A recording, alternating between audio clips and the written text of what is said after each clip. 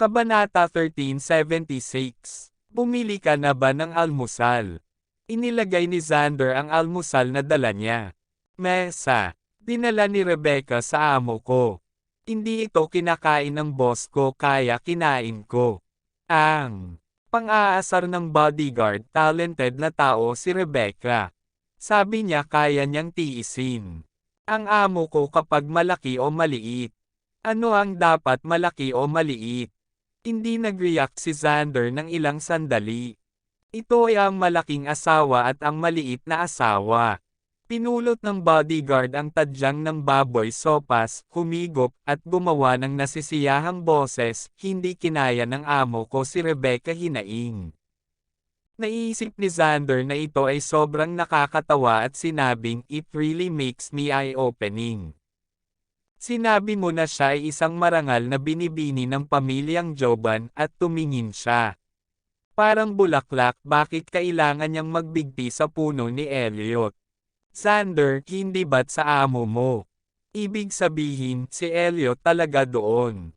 Pwede bang itigil na ninyong dalawa ang pag-uusap tungkol sa aking mga personal na gawain sa harap ko? Avery. Kumain ng almusal na dala ni Xander at nagmamakaawa, tapusin ko na ang almusal.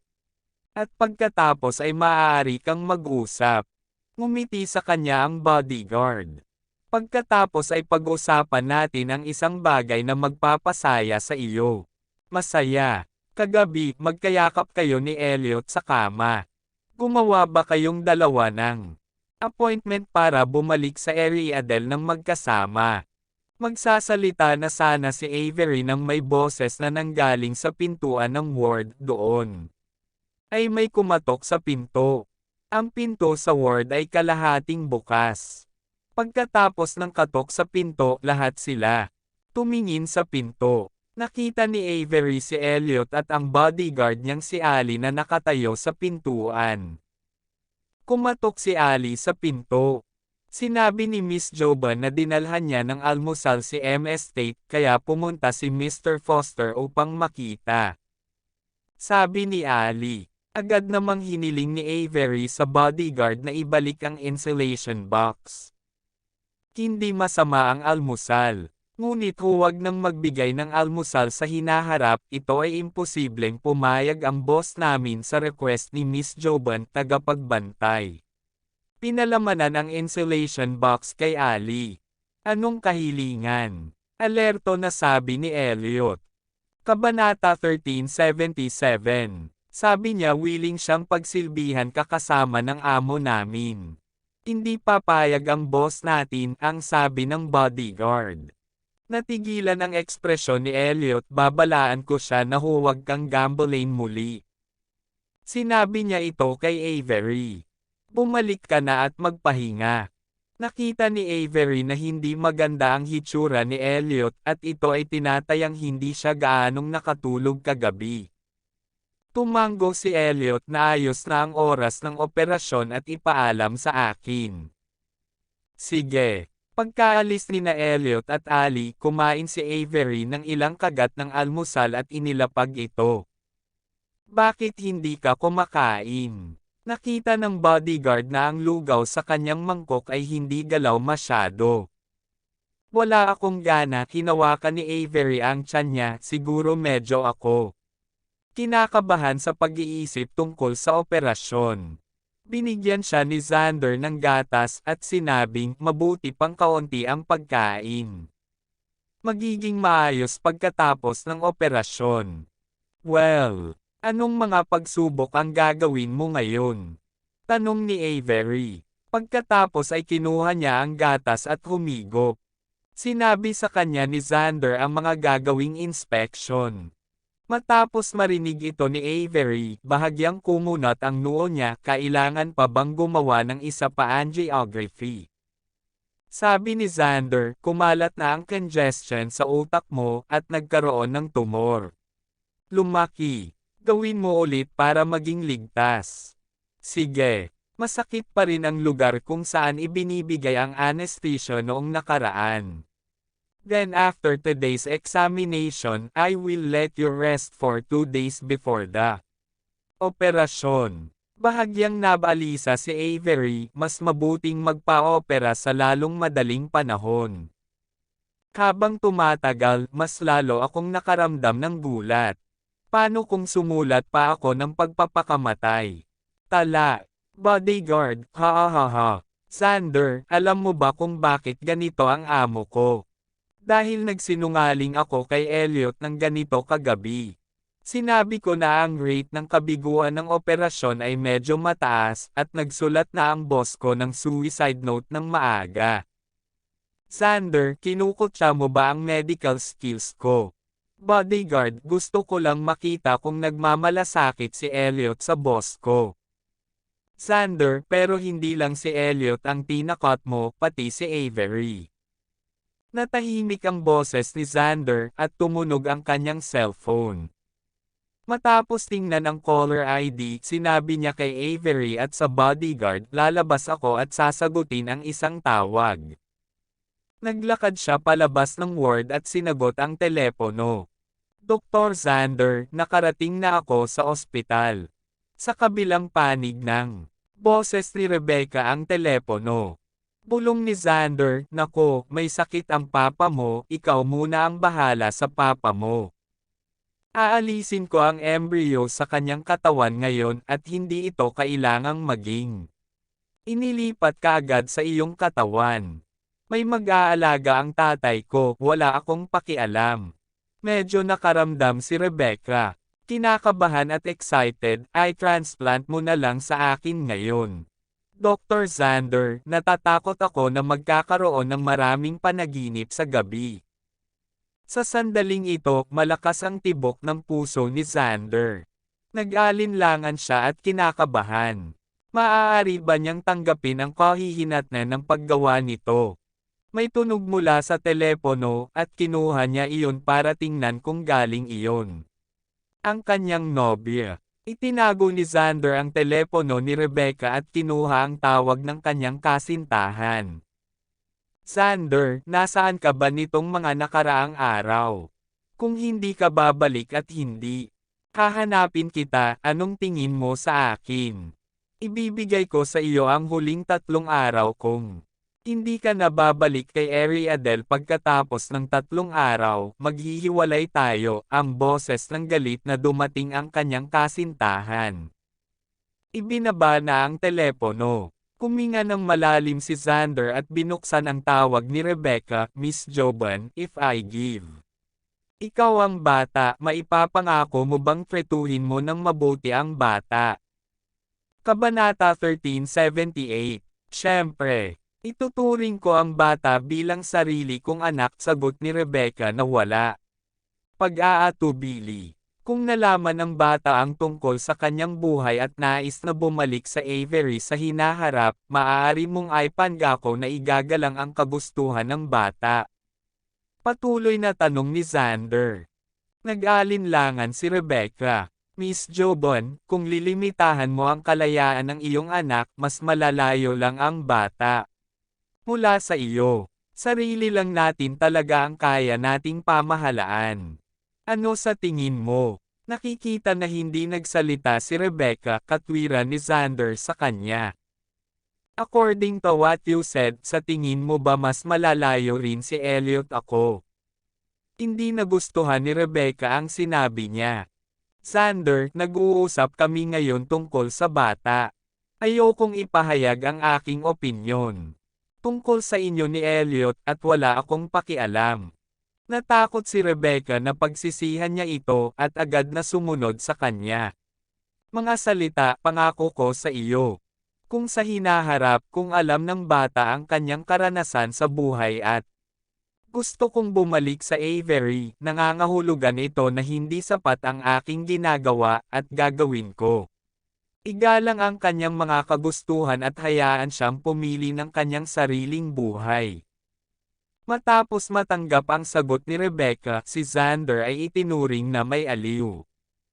Dahil kung hindi inilipat ang bata, masisira lamang ito. Ayaw niyang patayin ang bata. Ngayon, ay transplant ang bata upang mailigtas ang buhay ng bata at ang bata ay magkakaroon ng pagkakataong makabalik sa Avery sa hinaharap. At saka kailangan din ni Xander si Rebecca para tulungan silang umalis sa Unravel ngayon. 3 taon nang nagmamahal si Xander sa kanyang kasintahan at nangako. Makilala ang kanyang mga magulang sa katapusan ng taong ito at magpakasal sa susunod na taon. Ngayon siya na nakulong dito at dapat umalis sa lalong madaling panahon. Lumabas si Elliot sa ospital at hindi umuwi para magpahinga. Kagabi siya. Sinasamahan si Kyrie sa ward. Sa katunayan, maaari siyang magpahinga ngunit hindi makatulog. Nag-alala ang kalagayan ni Avery. Iniisip niya kung bakit takot na takot siyang umalis dahil sa sakit. Hindi pa siya naging ganoon kasabik na ibalik ang kanyang alaala. Kagabi, naging siya. Sinusubukang mag-isip pabalik, umaasang maalala ang mga piraso at piraso ng kanilang nakaraan. Mas naaalala niya. Mas nagiging blanca ang utak niya. Tumawag siya at tinanong ang pangalawang kapatid na lalaki at ang pang-apat na kapatid na lalaki na pumunta kay Nick. Bahay na magkikita. Pinaandar ng bodyguard ang kotse papunta sa bahay ni Nick. Sa oras na ito, maraming mga luxury cars ay nakaparada sa harapan ng villa. Bumaba si Elliot sa sasakyan at naglakad papunta sa sala ng villa. Elliot, anong meron kay Kyrie? Nandoon lahat ang pangalawang kapatid na lalaki, si Nick, at ang pang-apat na kapatid. Nakaupo ang tatlo sa sala at gumagawa ng tsaa at umiinom. Ang pag-inom ng tsaa sa umaga ay hindi mabuti para sa tiyan. Umupo si Elliot. Sa sofa, nakatingin sa tsaa na nasa harapan niya. Hindi ka pa nag-aalmusal, sabi ni Nick, at binigyan ang katabi niyang katulong A. Commandant. Agad na nagdala ng almusal ang katulong at inilagay sa harap ni Elliot. Hindi seryoso ang pagkahulog ni Kyrie. Maaari siyang ma-discharge pagkatapos manatili sa ospital para sa ilang araw. Kumakagat ng almusal si Elliot at sinabing namatay siya ni Christian. Mahirap. Hahaha. Pwede bang malaki? Tumawa ang pangalawang kapatid, natatakot akong itali ka niya mas mahigpit sa hinaharap. Kailangan kong gumawa ng paraan para mawala siya. Nag-iisip si Elliot ng isang gabi at dumating. Desisyong ito. Kabanata 1379. Paalisan mo siya. Simple lang. Humigop ng tsaa si Nick at nagpatuloy siya. Hindi patay. Huwag mong subukang paalisin siya. Oo, tinawag kita dito ngayon para pag-usapan ang bagay na ito. Napatingin si Elliot sa kanila at patuloy yung ari-arian ng pang-anim at bunso na nilamon ni Kyrie. Bibigyan ka ng lahat ng oras. Maliban sa Joban Industries na itinatag niya. Sa kanyang sarili, maaari mong kunin ang lahat ng iba pang gusto mo. Napatitig sa kanya ang tatlong mama, sigurado ka. Sigurado ako. Ang Joban Industries ay pagmamayari ni Kyrie at ito ay ipapaubaya kay Rebecca. Kinuha ni Elliot ang isang tasa ng tsaa at ininom ito, at nagpatuloy, kapag ang bagay ay settled then babalik ako sa Ariadne. Elliot, pinag-iisipan mo ba talaga? Tinapik siya ni Nick sa balikat, although maganda ang ginawa mo sa Ariadne pero maganda ang reputasyon ni Kyrie sa Unravel. Ang kayamanan ay hindi bababa sa iyong Ariadne. Hanggat kasama mo si Rebecca. Lahat ng bagay kay Kyrie ay magiging iyo sa hinaharap. Iyong pangalawa at pang-apat na kapatid nais lamang na bumalik sa ari-arian ng ika-6 at bunso, at ang natitira sa sila ay hindi ko gustong hawakan ito. Second brother, since Elliot wants to go back to Ariadne, why should we stop siya? Sabi ng pangalawang kapatid. Sa tingin ko rin dapat nating igalang ang mga iniisip ni Elliot. Dahil gusto ni Elliot na bumalik kay Ariadne, tulungan natin siya. Sabi ng pang-apat na kapatid. Nick glared at them both. You two want to divide up Kyrie's industry after Elliot. Umalis tama ba? Ang pangit talaga ng sinabi mo. Sinabi ni Elliot na ipaubaya na ito ng Jobin Industries. Rebecca, pagkatapos ay tiyak na hindi namin ito hawakan. Kahit nagalit ako kay Kyrie, isang lumang bagay na kumakain ng mga tao at hindi nagluluwa ng mga buto. Napakabata pa ni Rebecca. Paano wala ba tayong maiiwan kay Rebecca? Nakangiting paliwanag ng pangalawang kapatid. Oo, hindi namin hawakan ang Joban Industries. Pero pagkaalis ni Elliot paano? Si Rebecca ang namamahala sa Joban Industries ng mag-isa. Baka may iba na nanunood. Kung umalis si Rebecca, tayo na ang bahala sa kumpanya at bibigyan natin siya ng A. Kabuuan ng pera bawat taon.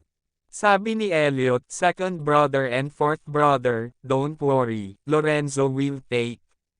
Pag-aalaga ni Rebecca. Sa oras na mamatay si Kyrie, unti-unting lalaki si Rebecca. Bigyan sa kanya ng ilang oras. Sinabi ng pangalawang kapatid na lalaki, Elliot, dahil sinabi mo iyan, gagawin namin. Tiyak na hindi magulo sa ngayon. Hindi ganoon kadali ang gusto lang. Mamatay si Kyrie. Ang bagay na ito ay kailangang pag-usapan sa mahabang panahon. Elliot, tinawagan kita dito ngayon para lang makausap kayo. Naabot ang isang konsensus. Tumingin sa kanya ang pangalawang kapatid, syempre wala kaming opinyon. Bakit lang ginawa bigla kang nagdesisyon? Nabawi mo na ba ang iyong alaala? Umiling si Elliot, mayroon din akong 3 anak sa Ariadel. Para lang sa 3 anak. Napakabata ni Rebecca, pwede na siyang manganak. Ang dami mong anak na gusto mo. Elliot, iba yan. Ano ang pinagkaiba? Hindi ka talaga para sa mga bata. Kay Avery ka ba? Tinusok ni Nick ang kanyang kasinungalingan, in love ka na naman kay Avery. Natahimik si Elliot. I didn't expect na sa aming magkakapatid meron pala talagang infatuation seed. Hahaha. Tumawa ang pangalawang kapatid at nagpatuloy, bakit tayo bumuo ng isang alyansa sa unang lugar? Para kumita. Elliot, no wonder ikaw ang nauna huminto. Dahil hindi ka naman gaanong nagmamahal sa pera. Elliot, huwag mo akong pagtawanan. Mayroon akong bayan sa isang bansa at tiyak na gagawin ko bumalik ka. Kung ano ang hometown ay hindi hometown, kung saan mayroon kang pera ay hometown. Kung gusto mong bumalik, hindi ka namin pipigilan. Ngunit sa maikling panahon, tiyak na hindi madaling simulan. At least kailangan mo munang makakuha ng ilang karapatan kay Kyrie. Elliot, alam ko. Handa na ako para sa mahabang panahon. Sabi ni Nick, tapos matulog ka muna. Tingnan mo ang pulang dugo sa iyong mga mata. Nakakatakot. At saka, kailangan nating gumawa ng paraan para mapaalis muna si Avery. After Kyrie's discharge from the hospital, I will have a good talk with him. Siya. Dapat pumayag na palayain si Avery, sabi ni Elliot. Tinapos niya ang almusal at bumangon. Sabi ni Nick, well, after all, Kyrie's goal is to keep you. Sa gabi, dumating si Elliot sa ospital. Pumunta muna siya sa neurosurgery para makita si Avery. Nakahiga si Avery sa kama, pumikit at mapayapa na nakatulog. When the bodyguard saw Elliot's coming, he immediately explained, my boss. Nagkaroon ng general anesthesia ngayong hapon, ngunit hindi pa rin siya gising. Nagtaka si Elliot bakit kailangan niya ng general anesthesia. Wala ba siya? Surgery pa ba? Kabanata 1380. Napakamot ng ulo ang bodyguard, hindi ko rin maintindihan. Ginagawa ni Avery. Isang inspection ngayon. Elliot, nasaan si Xander? Hindi ko alam. Baka naghihintay ng resulta. Ang bodyguard ay isang ladrilyo lamang. Hayaan mo si Xander sa ginagawa niya. Kumain ka na ba? Tanong ni Elliot. Umiling ang bodyguard, nandito ako para bantayan ang amo ko. Sabi ni Elliot, then go to dinner. Babantayan ko siya dito. Ang bodyguard, nako. Kumain ka na ba? Gusto mo bang dalhin ito para sa iyo? Sabi ni Elliot, kumain na ako. Dalhin mo siya. Sige, nang matapos magsalita ang bodyguard, kumakbang palabas ng ward si Elliot. Umupo siya sa upuan sa tabi ng hospital bed. Napatingin ako kay Avery na natutulog. Mapatla ang mukha, laging nararamdaman ni Elliot na parang wala na siyang buhay. Hindi napigilan ng malaking palad niyang hawakan ang kamay niya. Medyo malamig ang kamay niya pero bahagyang gumalaw ang mga daliri niya habang hawak-hawak siya ni Elliot. Buhay pa si Avery. Pagkatapos makumpirm na ito, mas gumaan ang pakiramdam ni Elliot. Siya binawi niya ang kamay at sumulyap sa bedside table. May ilang prutas sa cabinet pati na rin ang kanyang bag. For some reason, when Elliot saw her bag, his heart curved suddenly, like makita ang matandang kaibigan na matagal na niyang hindi nakikita. Hindi niya maiwasang kunin ang bag niya at buksan iyon. May mga tissue sa loob, isang maliit na bote ng disinfectant alcohol at isang pakete ng cotton swab. Ibang-iba si Avery sa ibang mga babae na wala makeup sa bag. Habang isasara na sana ni Elliot ang kanyang bag, bigla niyang nahawakan isang sulyap sa isang bagay sa gitna ng bag. Binuksan niya ang interlayer at naglabas ng isang papel. Binuksan niya ang papel at nakitang nakasulat ang kanyang sulat kamay. Nakasulat dito ang iba't ibang account number at password niya. Tiningnan niya ang note, gumulong pataas baba ang kanyang Adam's apple. Ito ang isinulat niya sa kanya. Kung hindi niya ito minahal at pinagkatiwalaan, hindi niya sasabihin sa kanya ang lahat kanyang privacy. Biglang naisip ni Elliot na isinulat ni Avery ang iba't ibang password ng kanyang account sa kanya sa isang notepad kanina. Nasabi na pala niya kay Avery ang kanya, pati na rin ang mga password ng account. Saktong nasa ulirat si Elliot, tumunog ang teleponong inilagay ni Avery sa unan. Agad na ibinalik ni Elliot ang note sa kanyang kamay sa interlayer ng bag at ibalik ang bag sa cabinet. Nang mag-alinlangan siyang sagutin ang telepono. Avery, biglang nagmulat ng mata si Avery at nagising. Nang makita ni Avery si Elliot na nakaupo sa tabi ng kama, nagulat siya sa kanyang apricot mata. Bakit ka nandito? Nagising si Avery mula sa kawalan ng pakiramdam, hindi masabi ang oras at lugar ng araw at gabi sa ilang sandali. Nag-dinner ang bodyguard mo. Tinuro ni Elliot ang phone niya, yung phone mo. Nagri-ring. Kinuha ni Avery ang telepono at kinuha ang video call. Isang maselang boses ng babae ang dumating, Nay. Bakit may sakit ka na naman? May sakit ka ba? Nabalitaan ni Leila ang tungkol sa sakit ng kanyang ina at nagtagumpay ang kanyang nababagabag na ina. Ang damdamin ng kanyang galit na ina na hindi umuwi. Gagaling si nanay sa pamamagitan ng operasyon. Itinaas ni Avery ang sulok ng kanyang bibig at iniba ang usapan, magsisimula ka na ba sa pag-aaral? Nagkaroon ka ba ng mabuti oras ngayong summer? Natapos mo na ba ang summer homework mo? Abangan sa susunod ng kabanata. Thanks for watching.